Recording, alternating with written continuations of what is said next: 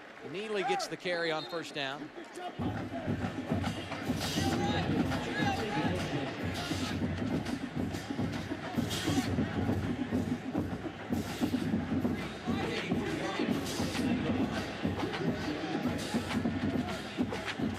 Picked up 4 there on first down. 2nd and 6 for Rojas.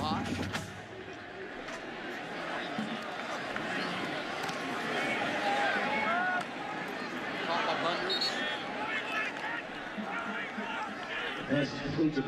Go to Austin. Made a nice tackle. Bundridge had gotten away there. He'd be running a long way.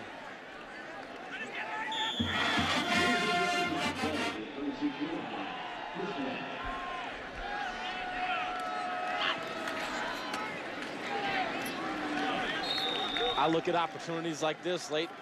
Again, like we talked about with Oklahoma's young guys on offense, just another good opportunity to get Brand Rojas some throws here late in the game, get this passing game to continue to develop. They're going to need it. Playing Kansas next week, and then they end with West Virginia. They have the ability to run the ball like we saw in the first half. If they can get this passing game going and make defenses respected, they can do some things on offense. And I'll tell you, Rojas throwing deep here to Bundridge. This one incomplete. Pass is incomplete. Did a pretty nice job in his first start on the road in the Big 12, especially when you consider the environment here in Norman. You look at what's left for the Sooners. Moved to 8-2 after today's win, 5-2 in conference play, but it's tough. Next week on the road at Kansas State, the Wildcats playing really good football right now. And then wrapping it up with the rivalry game December 7th. After a weekend off, they go to Stillwater to take on the Cowboys. That Kansas State game next week is going to be a physical battle. Kansas State, they run the ball. They play good physical Bill Snyder defense, who Coach Stoops, of course, coached under. Both teams, both coaches believe in that physical style of play. That'll be one of those old school fun games to watch. Well, at this stage of the year, you're thinking about bowl games and bowl resumes. A win for Kansas State over Oklahoma next week go a long way in deciding their postseason fate. Flag on the play, but how about the catch by Bibbs, climbing the ladder, and with one hand, he rips it out of the air. Unbelievable catch.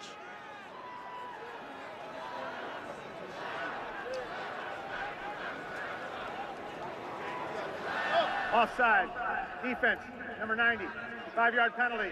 Results in a first down. Matt Diamond, the guilty party, but watch the grab by Bibbs. Man. It's a major leaguer there. Major leaguer, showing Adam Alexander type athletic ability. Absolutely. You know, he's got at least 2 catches in every game this year. If you consider how little they throw the ball and how much they like to run it, that's a pretty big stat. Neely gets free here, picks up a first down inside the 25. Under 2 minutes to play. Yeah, going back to Bibbs too.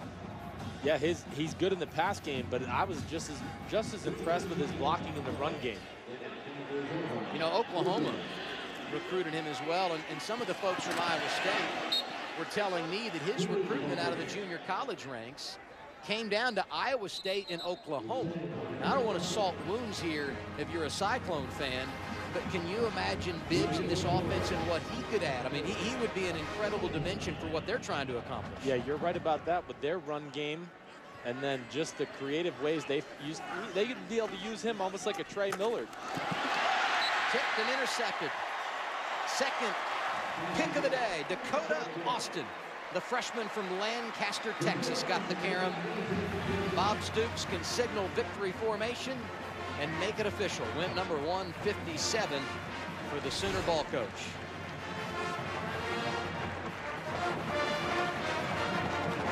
Well, Bibbs made a great catch a second ago, but I think he was looking upfield a little quicker than he should have there. Took his eye off the ball. And you got the old Sims-Alexander jinx.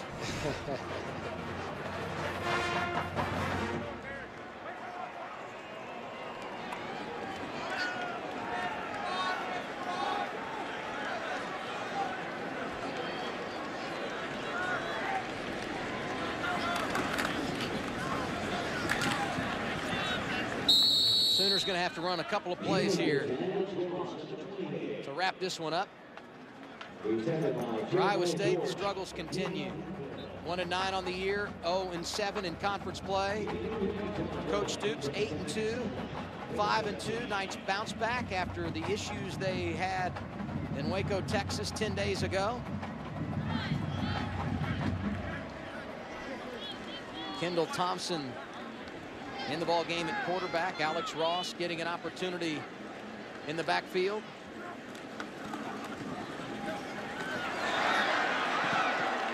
Rush yards continue to mount. And that will likely be the final play of the game. Clock will stop to set the chains. Once they roll it, Oklahoma can head to the locker room. And Stoops is perfectly fine with that.